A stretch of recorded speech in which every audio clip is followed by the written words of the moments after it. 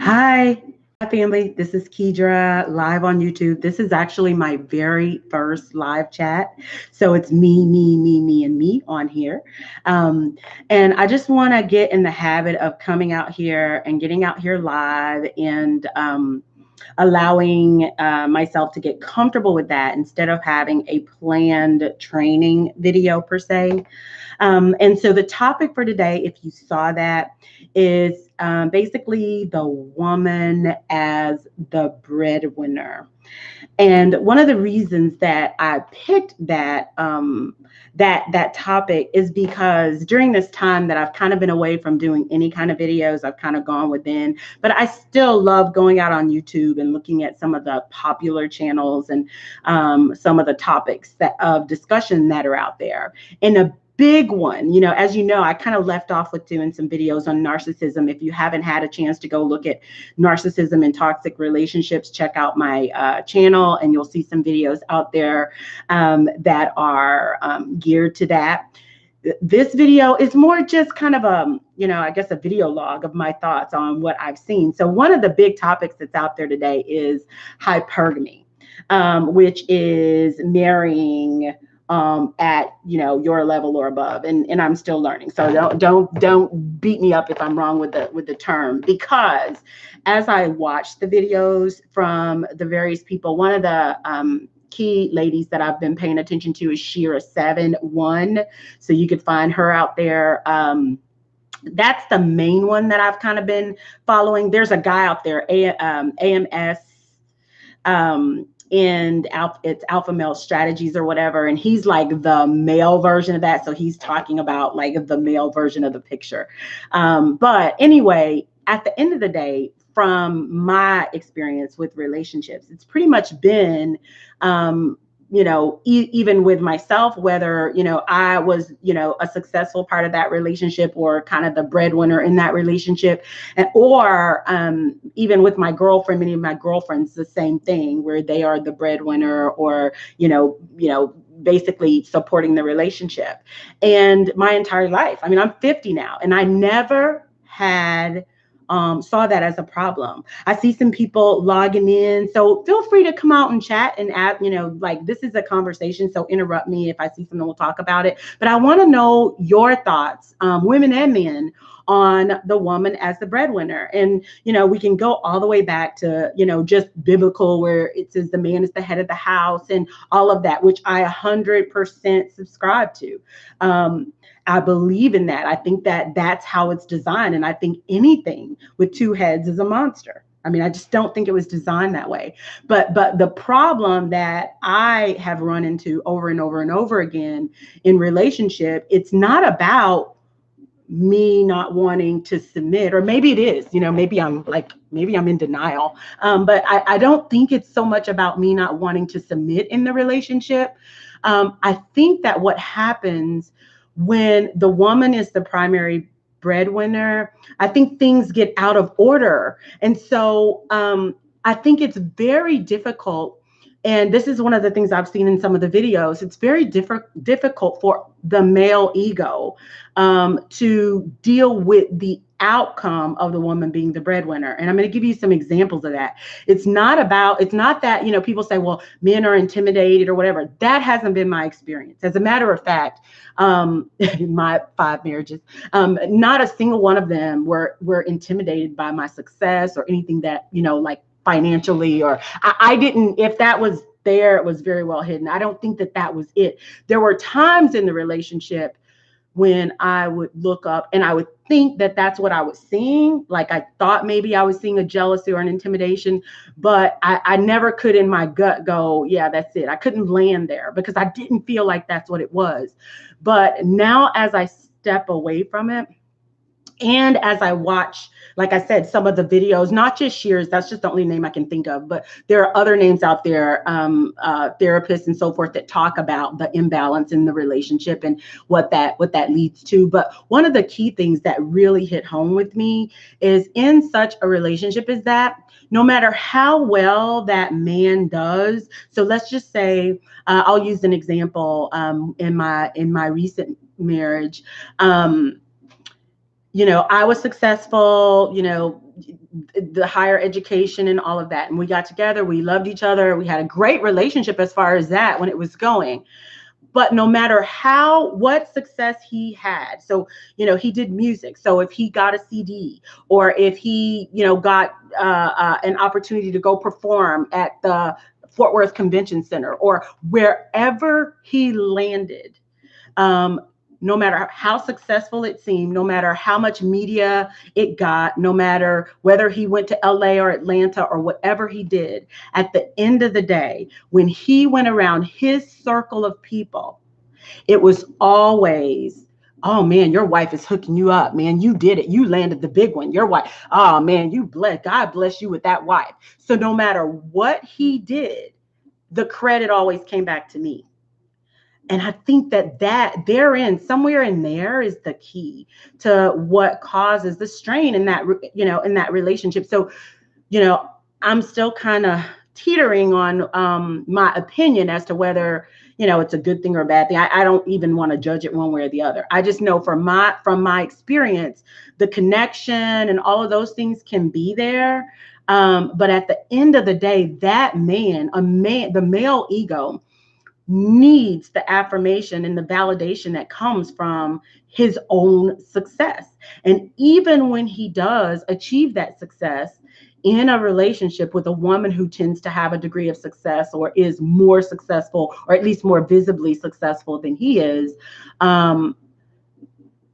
she gets a little bit of the credit. It's almost a way, I think, and again, this is live, so I'm just kind of thinking that I didn't plan this out, or, but I think that it's almost a way to undermine from outside, not from you as the wife, but from outside. It's almost a way that either other people, Black people, white people, whatever kind of people, business people or whatever, at some level undermine the Black male's achievement. It's just another way to do that. It's like, oh, so your wife, because they didn't have that. But I do think that there's a certain amount of improvement that happens when two people come together, regardless of what that structure is. But when it's the woman that tends to be financially on top, then sometimes the achievements, however large or small, of that man get downplayed. And I think that can contribute to some problems there. So I'm continuing to kind of watch this. I'm at 50 now. So when I look at my age, like so much of what I'm seeing today that's out and available for us on YouTube or on, whatever, where people are really sharing what's really happening, that wasn't available to me growing up. And so and I didn't see a healthy relationship. I didn't see my parents together and that whole growing up to know what love looked like. So for me, what love looked like was what I saw on TV. It was the Cosby Show. It was this, which and in my mind, that was that woo-woo infatuation kind of stuff. And that's what I was going for. And so it was interesting because I was just talking to my sister this morning, and I was sharing, kind of this concept with her.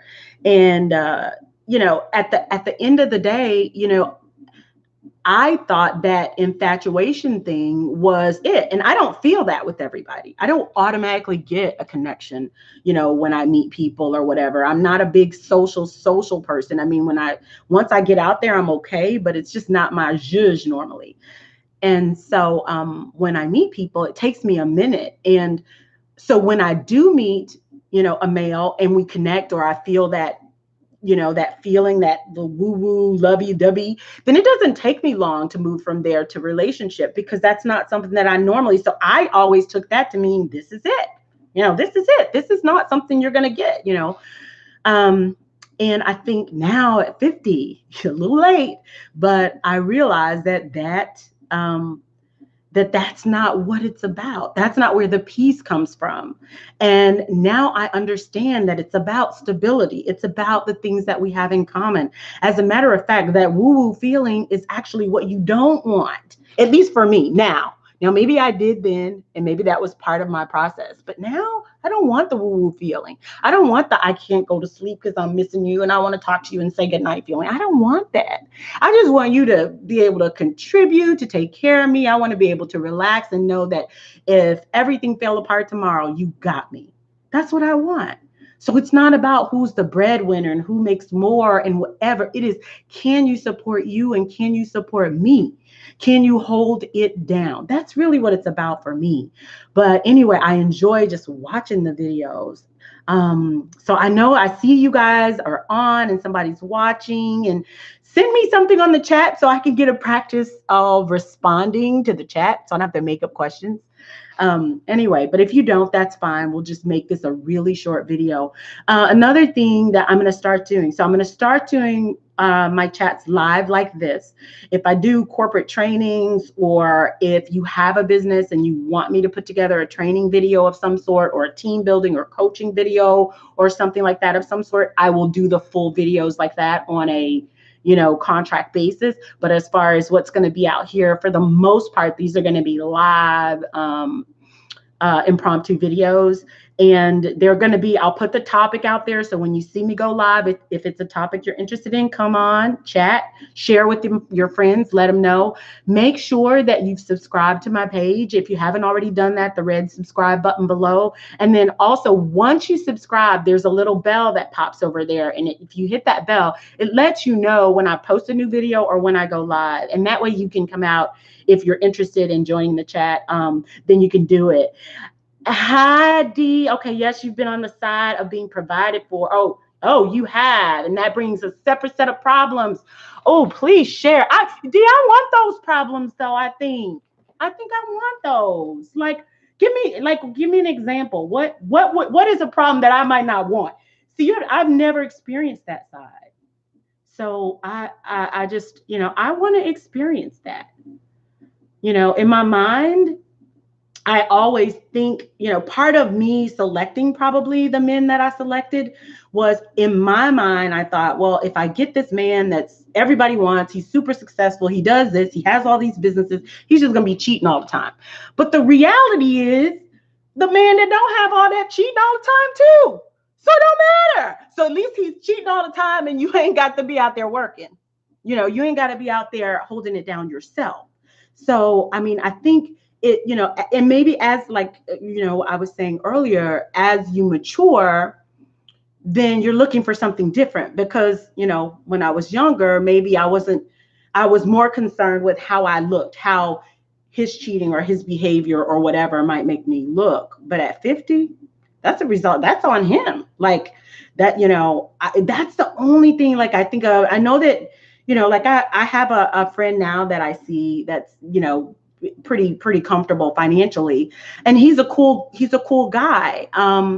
Like him a lot. He's a little bossy, he knows what he wants. He's going to say what table he wants and where we're going to sit. He's going to tell me, hey, I want to meet me at this restaurant at this time and don't be late. But he's totally, I haven't seen a wallet.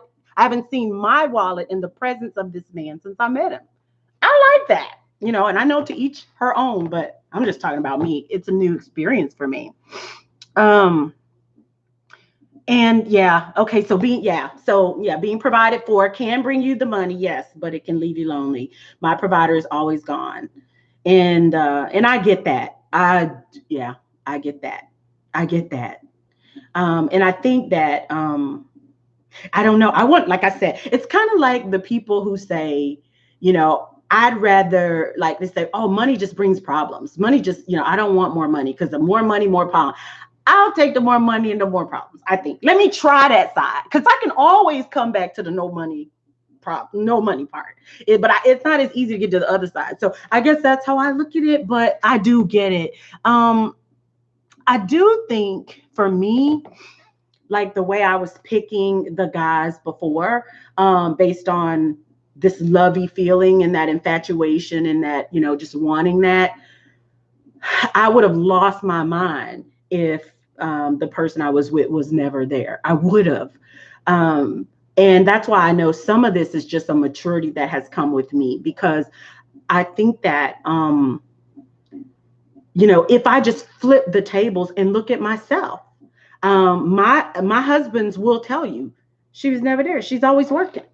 She, like my ex had to take my son to football practice or basketball practice, or my nephew or my niece, or my son was with my grandmother. So, there is an exchange for either one of those, paths. There's always a trade-off. And, I guess the reality, and that's why I want the feedback. That's part of the conversation that I want to be having out here. Is it always does. The grass always looks greener on the other side.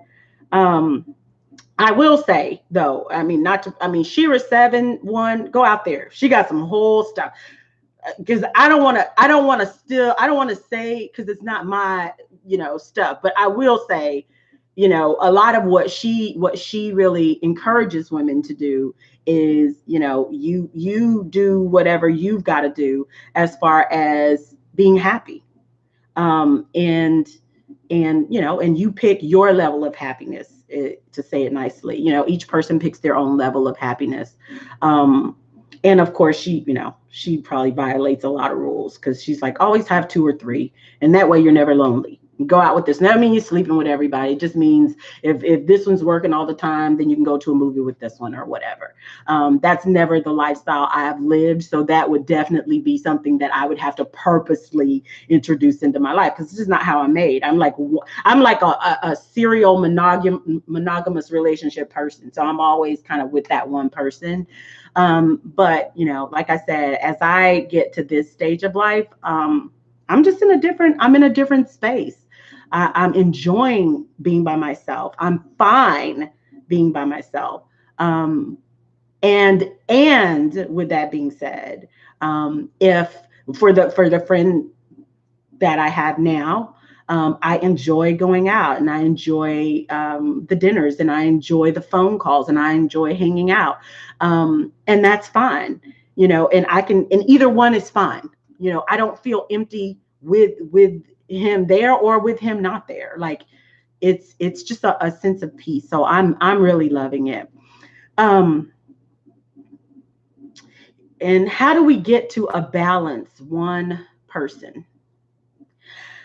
Yeah, that's a great question. I think that balance actually is not, because none of it actually is ever going to come from the other person or someone outside yourself. So kind of like what I was just saying with where I am now, I had to mature to this place of that I'm good, whether you're here or whether you're not, I'm good. But I do know what kind of life I want. And I don't want the life where I've got to open my wallet every time we go to dinner, or we got to go in my car because I have the nicest car, or, or whatever that, thing is.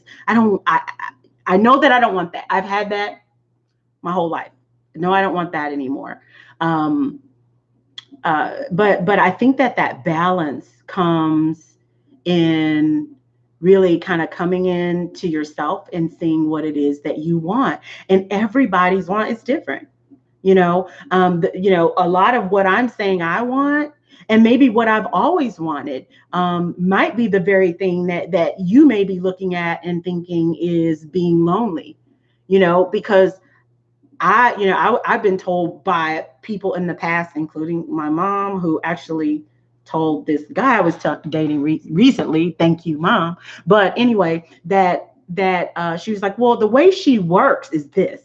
She loves you to death, and she keeps you in this closet. And when she wants to play with you, she's going to pull you out that closet and y'all can go do da da da da da. But then when otherwise, she just wants you to go back in that closet. Like, she doesn't want to share her space. She doesn't want you in her world. So like for me, what you might consider to be kind of being, lonely because he's never there, I would probably love that. So when you showed up, we went to dinner, you might buy me a couple of things or not. But whatever we did, you paid for, and then you were gone again. Like that so works for me. So, and that's not in any way downplaying whether or not, how that works with you, because we're all so different. So for you, that might not work. And so maybe what you would try would be maybe, the other side. I think to a certain degree, though, we just, it's human nature to want what it is that we don't get from that person, and we want it from that person. So, and the person who has you feeling, it's not really them having you feeling lonely, but the person that you're feeling lonely and you feel is because of, typically they're giving you the best that they can. People do the best that they can. And so they're not going to change. And so we get caught up in trying to have them change. And I don't think that that's realistic. So I think that back to the original question, that balance comes from finding that within you. And one thing about it, and this is true with anything, whether it's business, personal, whatever, we all want what we can't get. We all want what we don't think we have. And so if, even in the current situation, if you get yourself to a place where you don't want what's not there, so you don't want the time that's not there, you don't want him to be there when he's not there, like, that's good. So if he's not there, then you find what that is, whether that's work on your business stuff or go shopping or go to a movie or whatever. And then when he calls, you text, hey, in the movie, call you in a minute, or whatever you're doing. And you keep, you're doing those things, you will find that that person then will come and shift, because as you shift, people around you shift. And so I think that might be, and that's not even a game or a trick. It's just reality. That's just what people do. All of a sudden, when you're not available, when your attention is on something else, and it doesn't have to be something that's not positive, it could be something positive, but it's something that's more important than saying, what time are you coming home, and where are you, and why didn't you come home, and whatever takes your attention from that is going to get their attention, and they flip, and then they come trying to figure out what you're doing. And so that's, that's actually called a dance. So in a lot of recovery type programs where there is love addiction and that whole, that whole love dance thing that happens. That's really what that's called. But it happens. It's just normal part of relationship. And so that's one of those things. But I think the key thing, no matter what, in any relationship, is just getting to that central relationship with self, that understanding, that God, the universe, source, whatever, however God shows himself to you, that in there is the wholeness. And from there, you were created with everything that you needed, everything. And so I think when you look inside and you look at, the first thing I always say is notice like what you're feeling physically. So if you're getting a stomach upset or butterflies or uncomfortable, however you recognize loneliness, what I do when I have those kinds of moments is I look and go, what am I missing in this moment? And I try to really come into the present. What am I missing? And it may be that I'm sad about something. It may be that I'm fearful or anxious. It's very seldom about another person per se, but it may just be that some situation that's happening in your life has you anxious.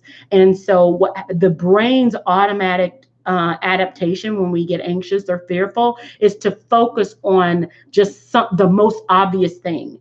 And if you watch yourself, the brain will tend to go back to that same thing over and over and over. So that's why in couples, they tend to argue the same thing over and over and over. Every argument, the AC could be too high or too low, and it's the argument's gonna go back to money, or it's gonna go back. I mean, like literally the arguments, whatever it is that's your issue, is going to go back to that.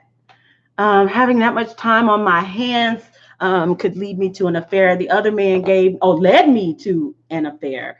The other man gave me what was missing in my marriage: companionship. Money does not address this.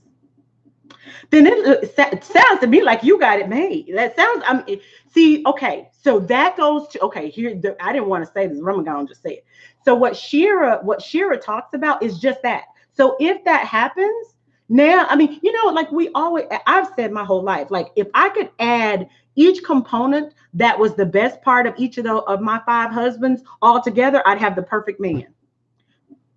I hate to say it, but it's just the truth. And so in this situation, maybe this is what that is. I don't, you got to work that out between you and your guy, because I don't want to be getting nobody in trouble. But I'm just saying, like, I'm just saying for me, at this point I'm 50, and I'm on here, and I'm going to be real, and I'm going to be happy.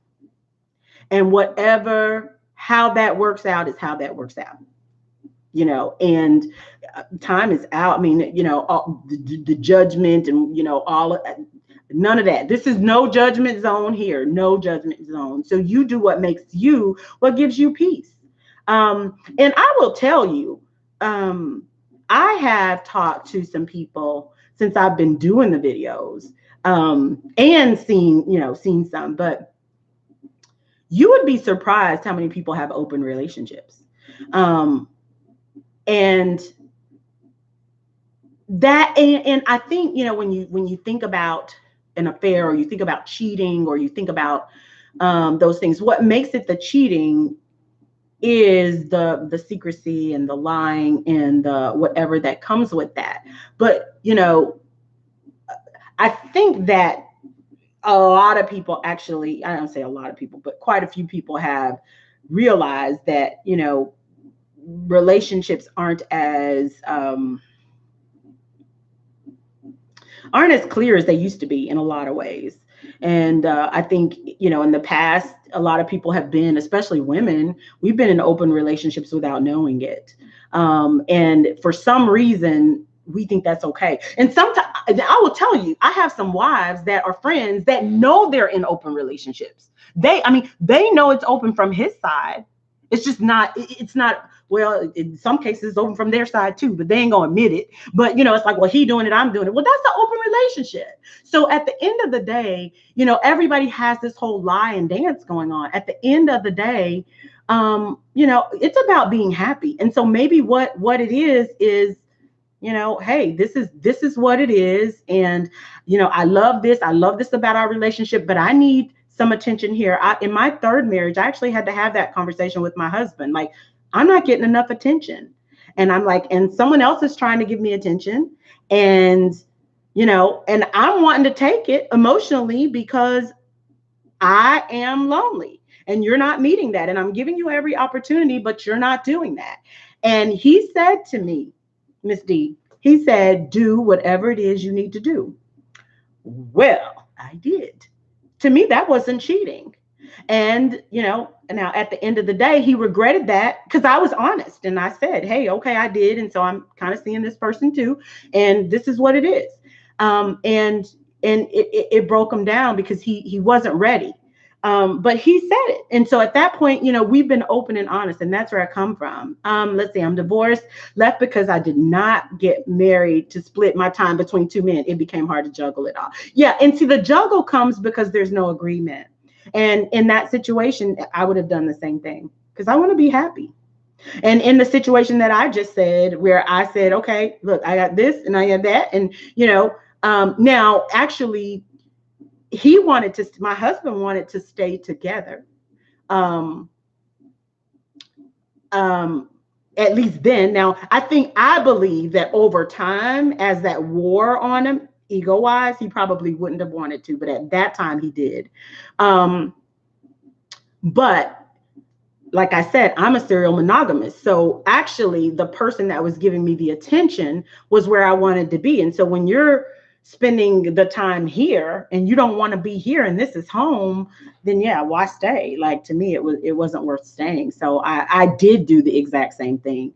And oftentimes when women do step outside of that relationship, that is how it ends. That is. And, so, it sounds like we've been a little bit down the same path. But I just, I think at the end of the day, it's about being happy within yourself and making yourself. Life is short, Miss D. We don't have unlimited time.